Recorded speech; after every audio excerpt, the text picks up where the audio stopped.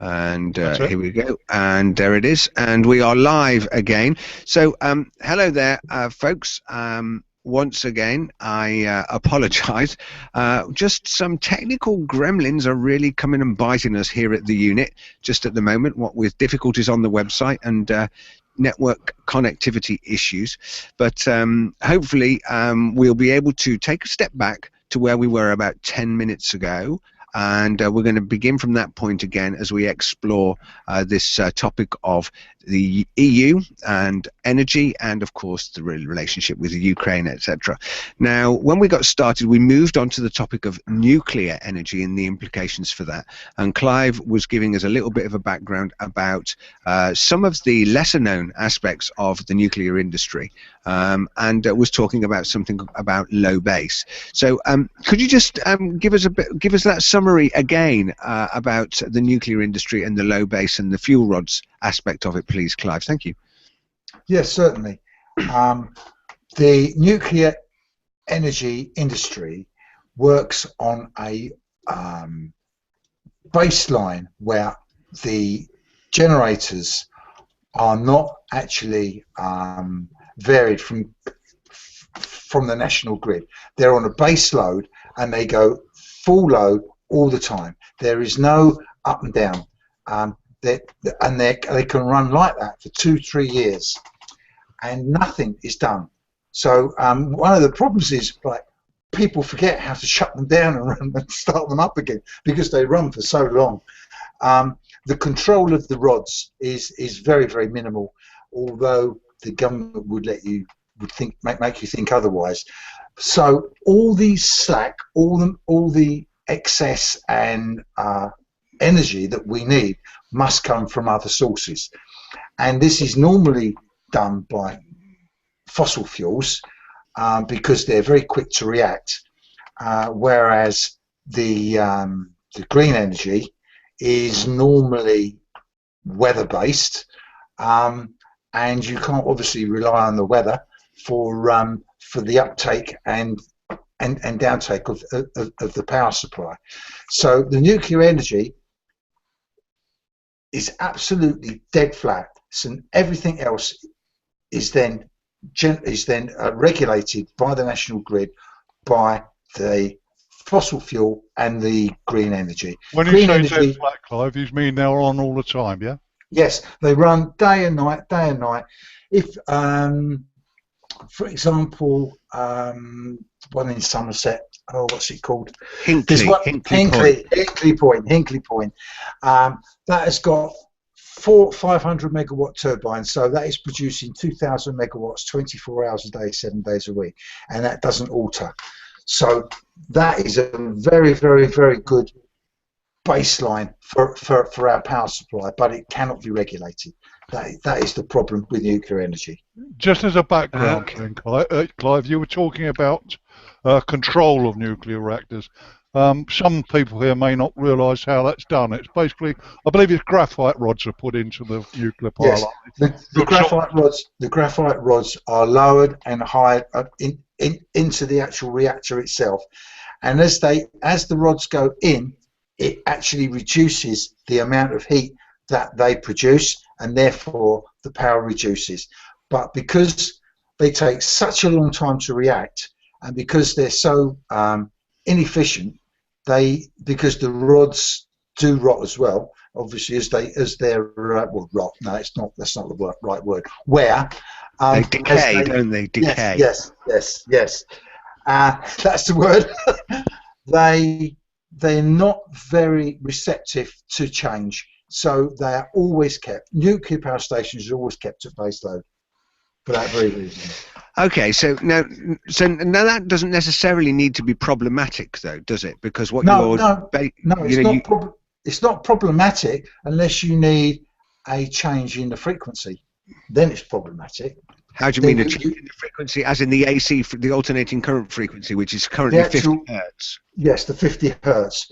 To maintain that 50 hertz, you must be able to regulate up and down, obviously, which is done by normally fossil fuels, although the green energy is starting to come in now. But even the green energy, it's less than 2% of our generation power in the country. Yeah. So now, so let's just investigate that 50 hertz for a moment then. So the 50 hertz is this cycle. It's the cycle between the line going positive and negative. Is this sinusoidal waveform. Now, yes. So what is it that dictates the fact that our grid is 50 hertz? Is that the speed that the turbines are being spun at from the power stations? Yes, that's correct. To get 50 hertz, most of the turbines run at 3,000 revs. It's very alternating current is isn't it? It goes from live to dead, live to dead. Yes, exactly. Yeah. So and you've got three waves. You've got three waves that cut through each other, which then give you the alternating current. Yeah. Right. So if you alter the speed of the alternator, it then alters the sequence of time of going from positive to negative voltage. Correct. That's correct. Just to let people know. And of course that's going to start affecting instrumentation over here, which is set up for 50 hertz. Clocks, televisions, virtually most non-inductive loads. Yeah, everything. Yeah, water pumps that supply our water, fuel pumps that supply our fuel, everything is dictated by the 50 megahertz. That is why the national grid controls the whole of the national grid on frequency and not on voltage and not on amperage. Yeah, the funny thing is though that 50 hertz isn't guaranteed at a 50th of a second, is it? It just means that they've got it is. Yeah, but they've got to have 50 each second. They don't necessarily actually exactly equal. If you understand what I mean. Each side. No. When you synchronize a generator to the national grid, you have to synchronize it with what we call a synchroscope, which has to be absolutely exactly. That breaker has to shut exactly at the right time, otherwise it will damage the generator. Right. Okay. So it is exactly 50 hertz. There's no negotiating with that. It is exactly. So for us, we've basically got we've got this base load that is being deployed onto the grid that's generated by our nuclear power plants, which are dotted around the coast. You've got Dounreay, you've got Hinckley, you've got the one on the east coast in Kent there, and several others. We then support that, the primary support that, Dungeness, that's right. So we then support that, and the primary support for that is fossil fuels, coal and gas-fired plants, like Drax, for example, up in the northeast of England. Then we've got some alternative energies, like the hydroelectric power plant in Wales. In Llanberis in Wales, and then obviously we've got our wind turbines and so on and so forth. Everything that we've done to date, though, everything that we have done to date has always been about generating power on a macro scale, on a national scale, piping everything onto the national grid. So, for example, there's a large project in the Bristol Channel to produce, put in a tidal generator that captures the incoming and outgoing tide with this massive barrier. And again, the barrage, so this massive barrage, and again, the implication for that is to generate vast amounts of power from a huge engineering project and pour that onto the grid. But of course, before the national grid was implemented, we didn't used to do that. We used to have local power generation, via local generating stations. Many cities had their own little coal-fired generators. We generated on a city scale, independent of the grid. So we ought to be thinking about that aspect, because there are aspects of green energy that do work and are successful. Certainly, there's one that has been implemented in a mill here in Devon for the Devon Wildlife Trust, and that turbine generates quite regularly. Quite a reasonable level of power that they use locally on site. They basically don't distribute it back onto the grid, they just pour it straight in and use it there on site. So those kinds of micro scale generations are probably more appropriate from the renewable industry, and would be less costly than massive, huge investments in engineering projects. What do you think about that? What I just said, Clive? No, I think you're completely wrong. If I may say so, Okay. because the small amount of power that they actually produce outweighs the actual cost of the project itself, and because the electricity is so expensive because it's green, and you've got this renewable obligation certificates, which I explained earlier, makes it so expensive. That's the only way. I mean, Drax, for example, is changing from coal to biomass. You probably are aware of that. That's right. The only reason they're changing to biomass is because of the rocks, because they get 3 times the amount of money for the same amount of electricity.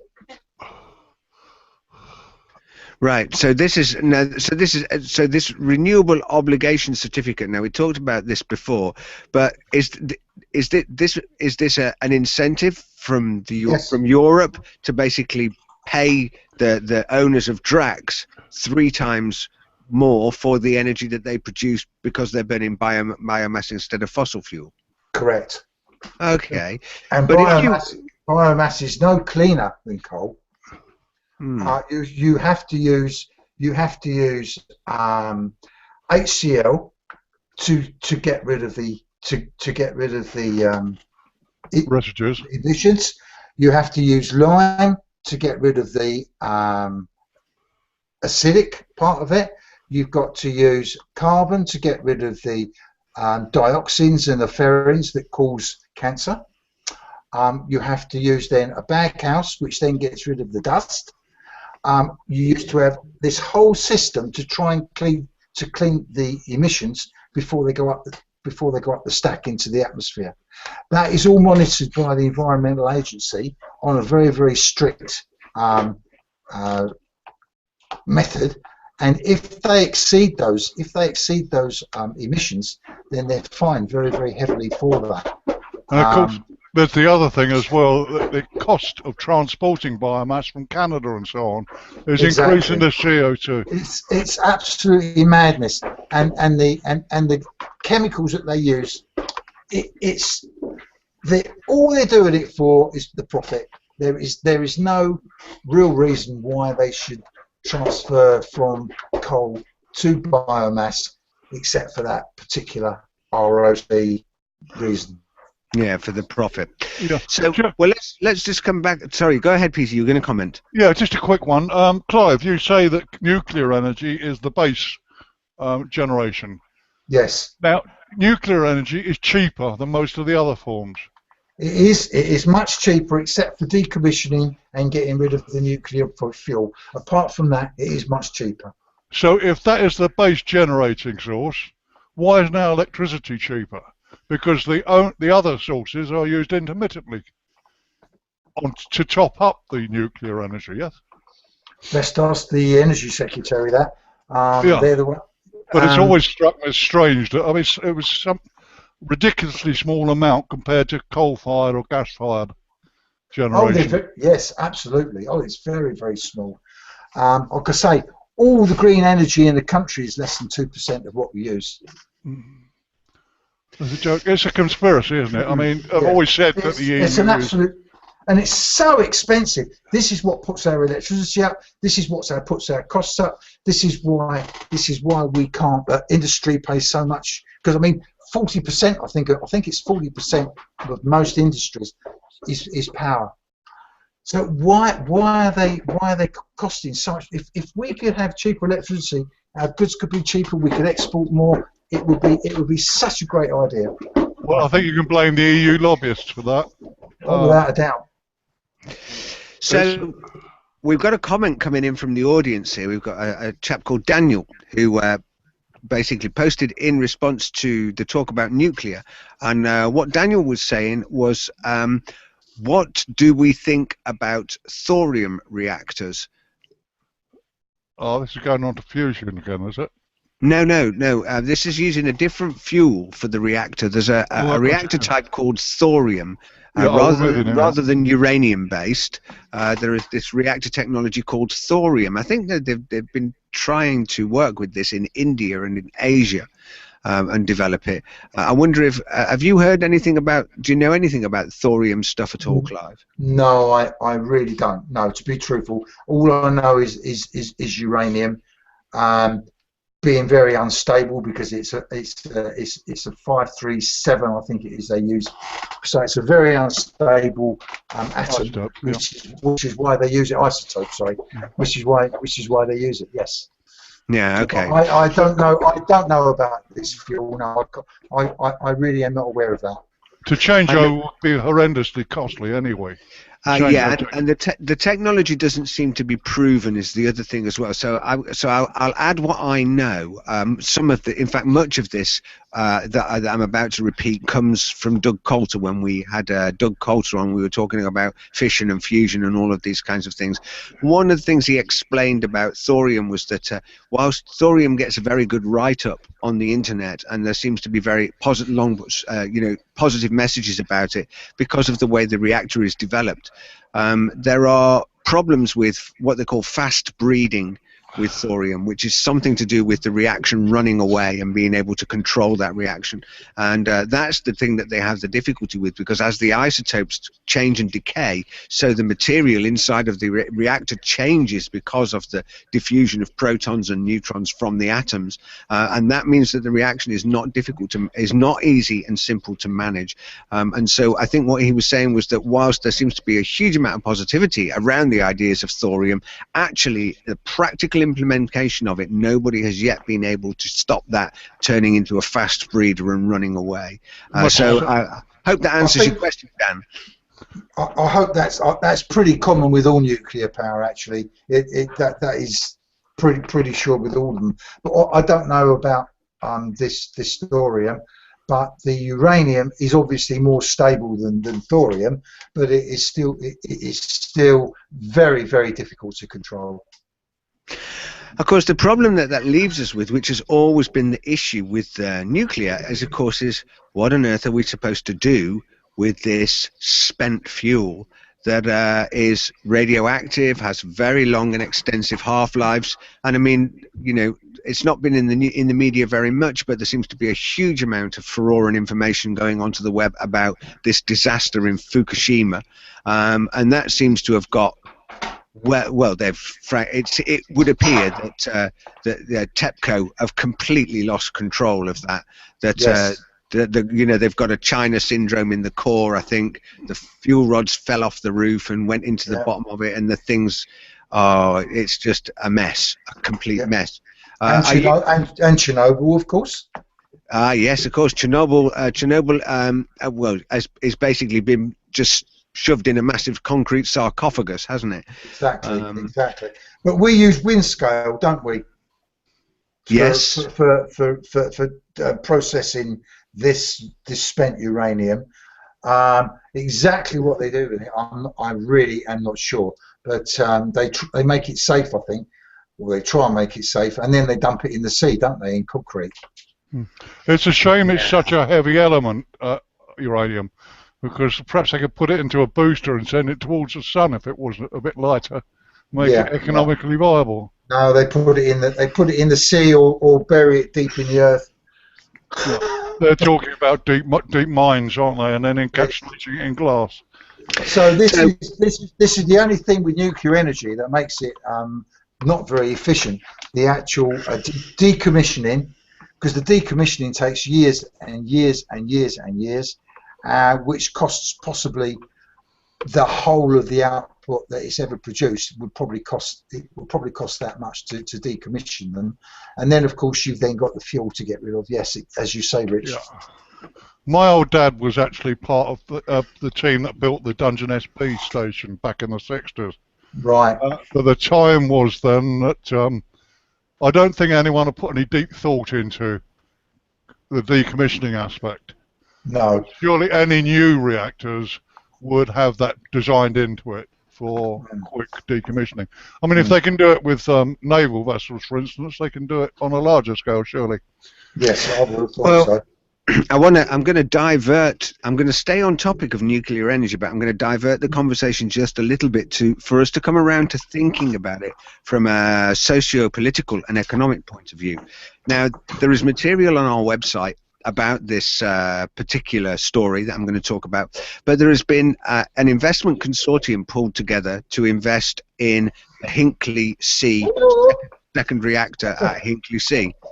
And what that investment consortium is made up of French and Chinese investors.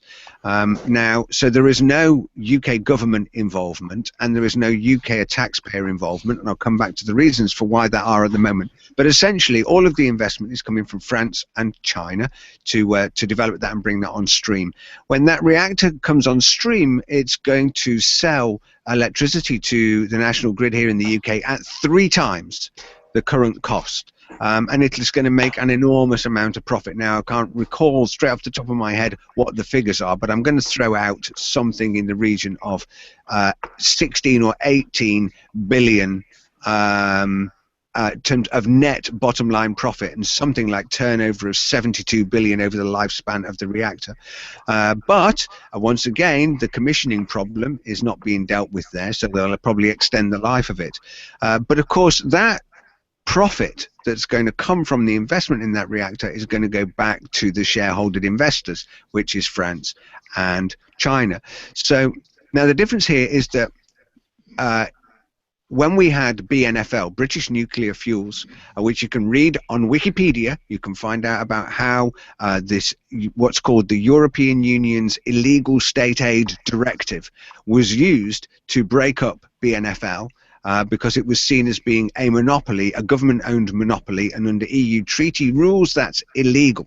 That's the same reason why the Royal Bank of Scotland has been mandated to sell off all of its British branches as a result of the bailout. It's the same reason why your post office was dismantled and taken away. All of those things were done under the EU state aid directive. And what that basically says is it says that the taxpayer or the government treasury of a country cannot be involved in investing in infrastructure and cannot have involvement in infrastructure. So what's happened is you've got an asset stripping process where the asset wealth, the book asset value of these infrastructural properties that belong to UK have been basically liquidated and sold. There is no cash balance sheet to show for that because that money's actually gone into the great debt that's unfolding before us. But that's an important aspect to understand, is that the shareholders that are investing in things like Hinkley C, the Hinkley C reactor, when that comes to the end of their life, are they going to take on the problem of decommissioning it, this very difficult problem? No. What are your thoughts, gentlemen?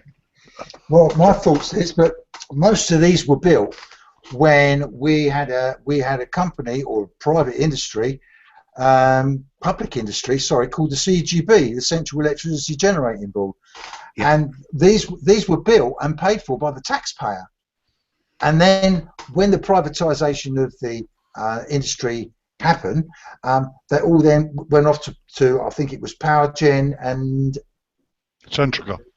And on an EDF eventually. But the nuclear was part of the CGB. But then when it was when it privatised, they didn't sell the nuclear side of it, as you so rightly said, Rick. That then stayed in public ownership until it was got rid of, as you say, by the French or the EU. Yeah. Well, the rules don't seem to apply to the French much anyway, do they? They don't, do they? No. Well, they certainly don't. So, I mean, so we can see, and I think the point that I really wanted to, that we really want to articulate to the public out there is the point that is kind of all over our website, which is that it's important for people to understand the European Union, its institutions, the laws and the directives that it enacts, and just how those things move down through the line, and how those things affect you as individuals out there, because in actual fact that effect and impact is much greater than you would first anticipate. Well, that's the whole purpose of our site, isn't it? Basically to tell the people what the government refuses to tell them. Exactly. That's right, and We're provide not that information. Not conspiracy theorists at all. We actually get all the facts from EU documents, so it's perfectly factual, from recognised think tanks such as the Bruges Group and various trade organisations, and with references. Especially if you read the e-book, you'll find there's references to where the source of the information is from, so it's not conspiracy theory at all. And that's the sole purpose of our site, to inform people. So so I think where we are, we've talked through a number of things. We've shown that that Clive has demonstrated that in actual fact there's a lot of hidden cost that is involved around green energy. Much of it tied towards treaty agreements and government subsidy things that make that not work as well as it should. We know right now that this whole political, social and economic situation that has unfolded in Ukraine goes all the way back to those trade agreements and the pull between Eurasian Union and the European Union. Of course, that's going to result now in tighter gas supplies, which are going to impact upon Germany for a start. We've got this situation that's taken place with Greece. Russia has negotiated with Greece now to put a new £2 billion pipeline in. So it's going to completely change the route of energy into Europe.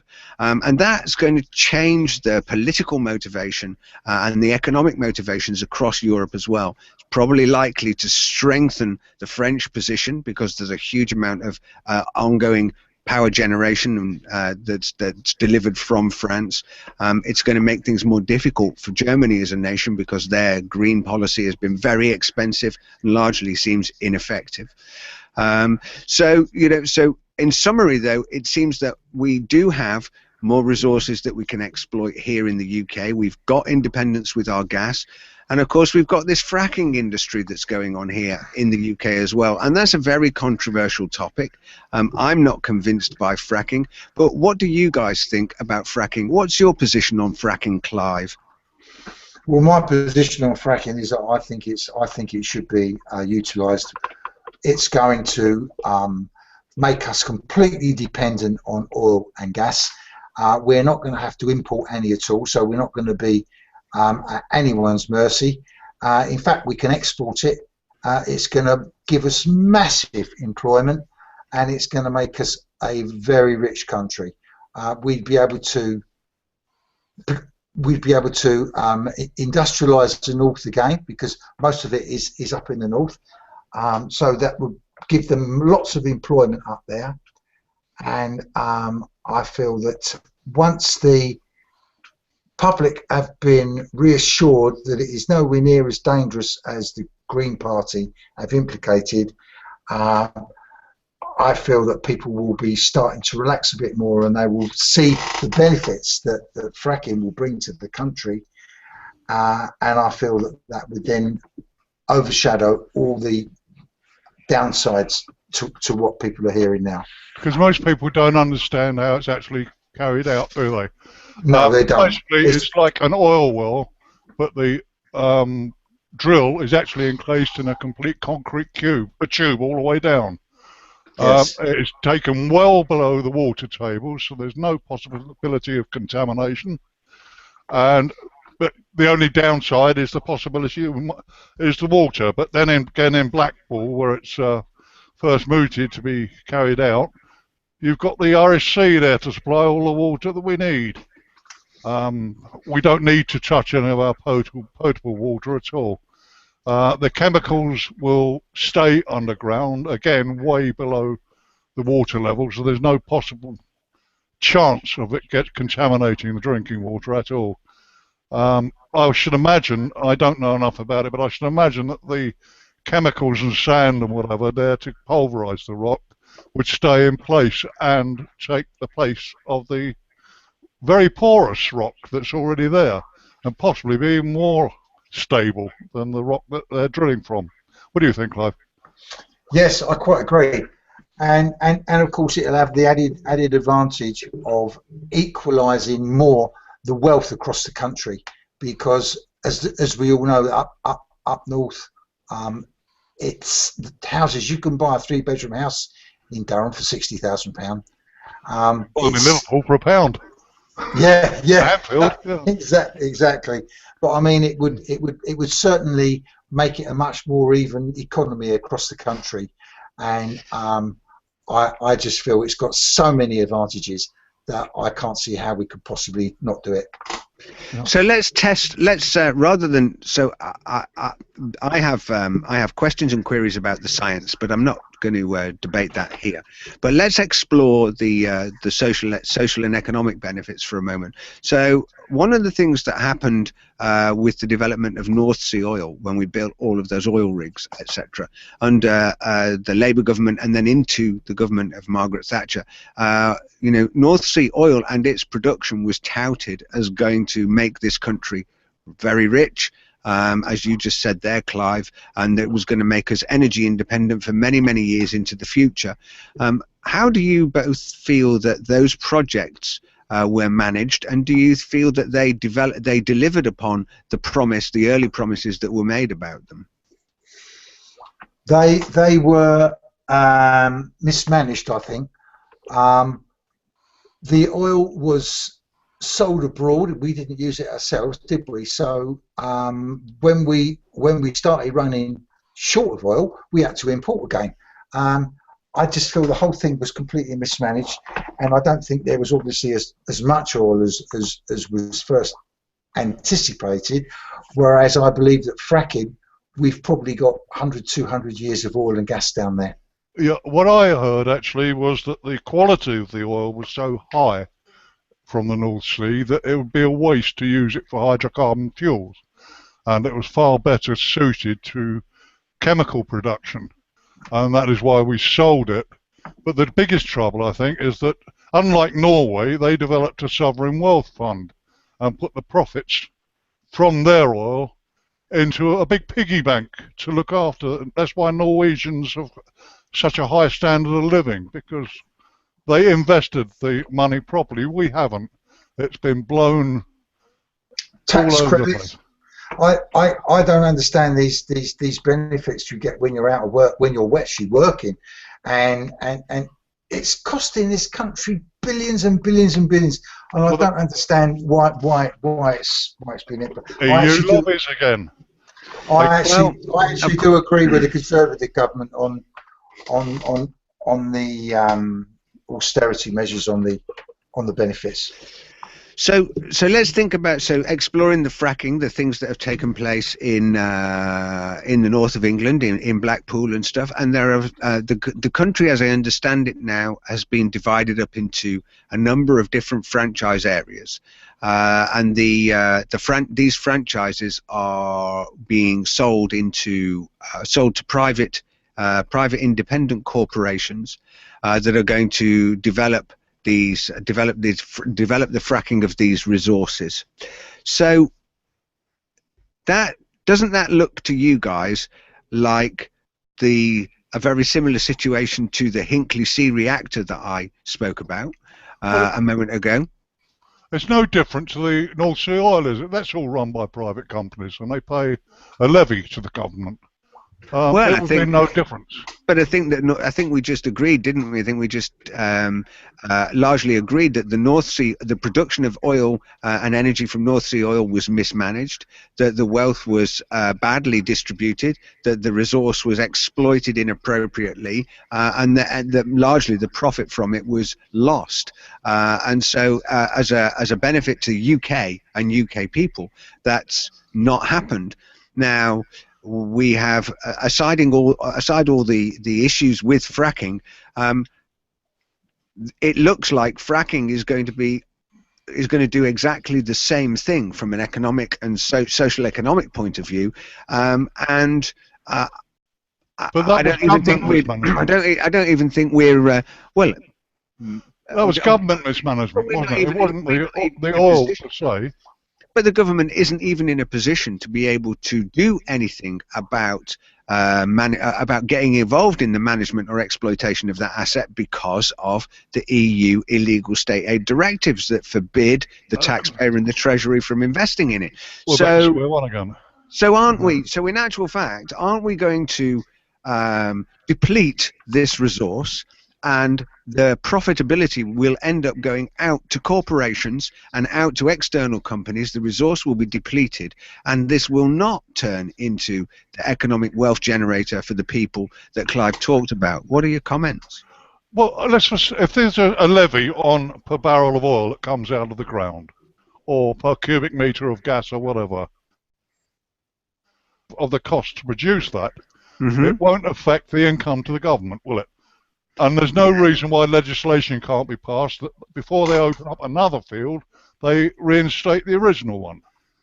Well, I think that depends. I mean, for example, if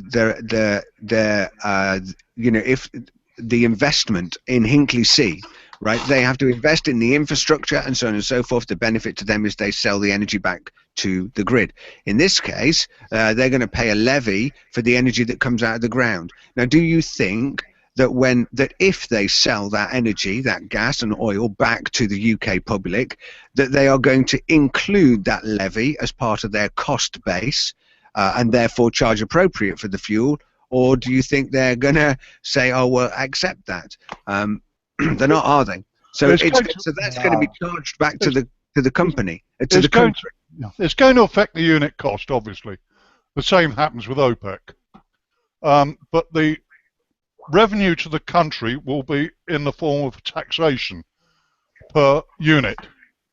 So that will pretty much stay the same.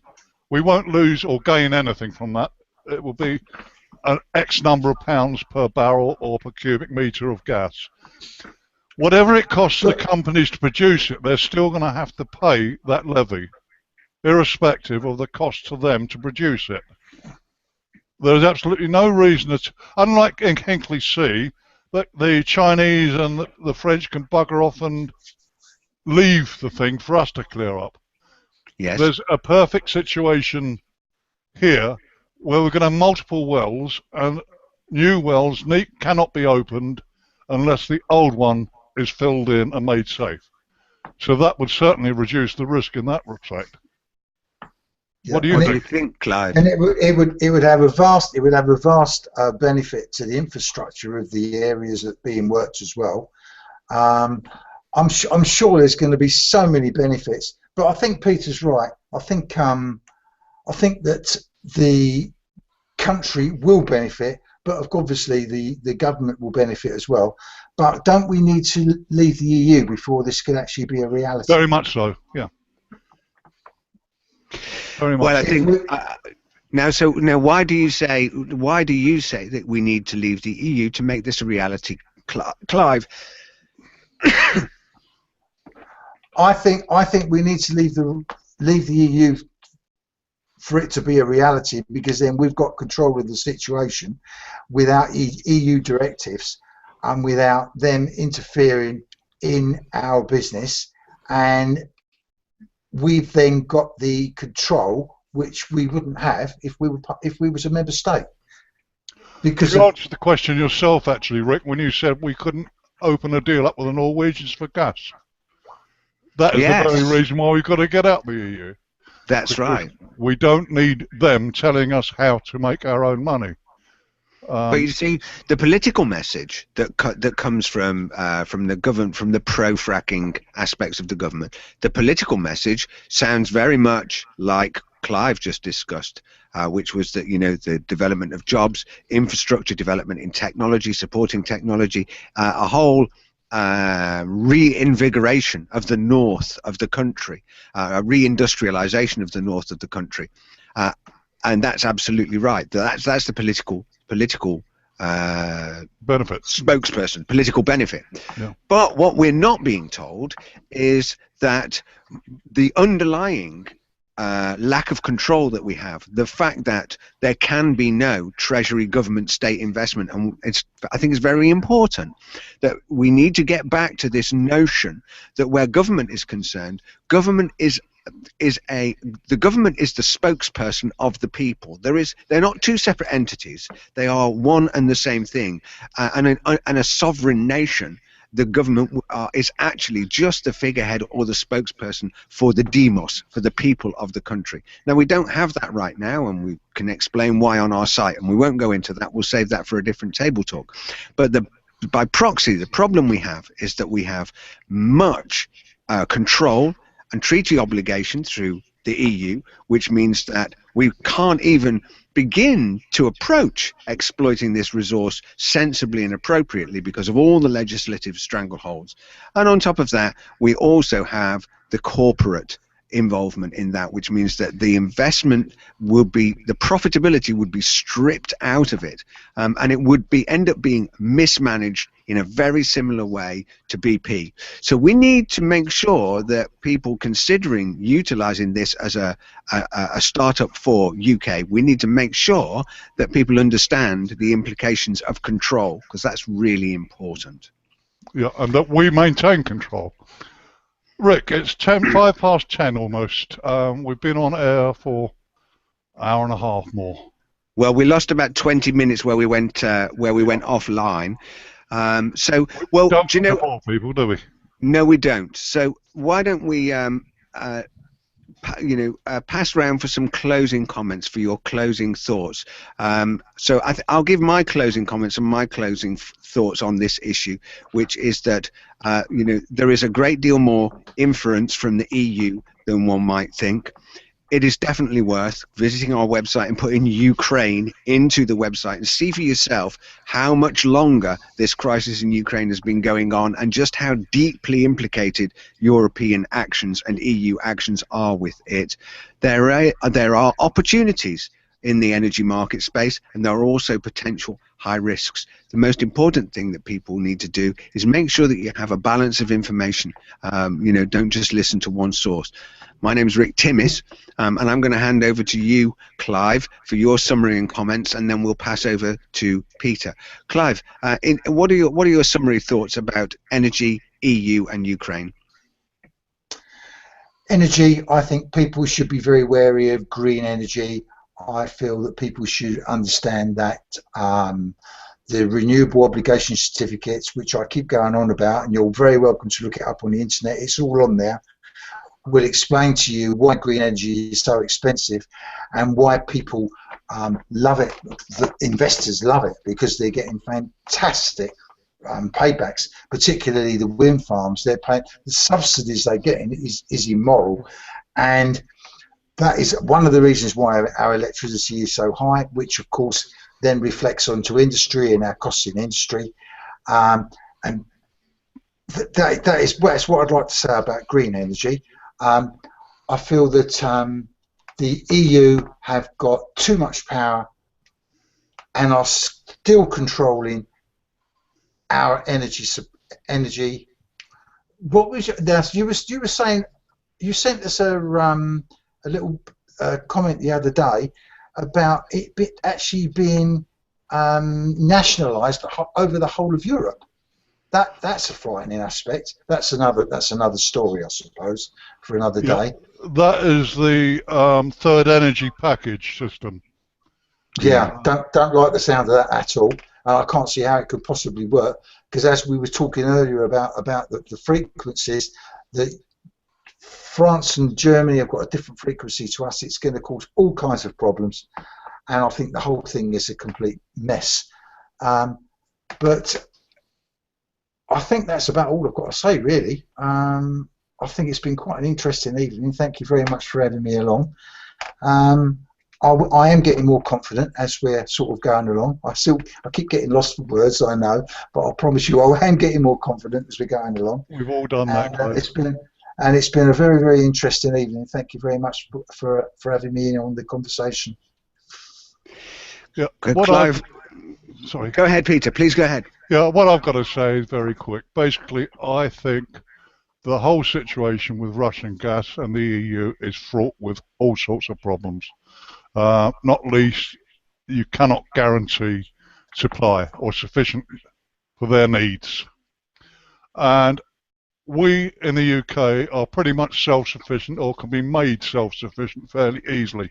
And the sooner we get away, because I mean, Clive just mentioned nationalisation of energy in the EU. That could happen.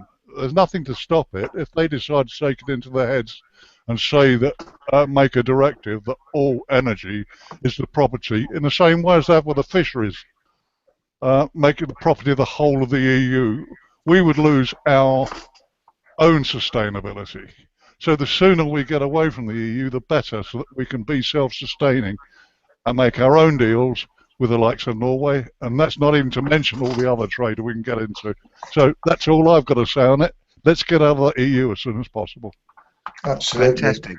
Well, so we're going to stop the live broadcast in just a moment, but we will hang around and return back to the green room so that we can have a chat. So don't click your red buttons, folks. Clive and Peter, do hang around. But do remember to visit our website, theunituk.com. There is daily news articles that go up there, a plethora of research and articles. We get feeds from the European Parliament with all of their policy directives and information, vast amounts of information there that will keep you up to date. You can sign up for our newsletter there as well, which is a daily email newsletter. We'd like you very much to come and get involved with us on Google+, and we have a community, the Unit UK on Google+. You can find the links to that on our website as well. Come and get involved, comment on the stories there, give us your thoughts and opinions about what you think about these topics, and engage with us, because our government and our country, our democracy is our responsibility. That means everybody needs to play a part, and that means that you need to make sure that you're staying informed.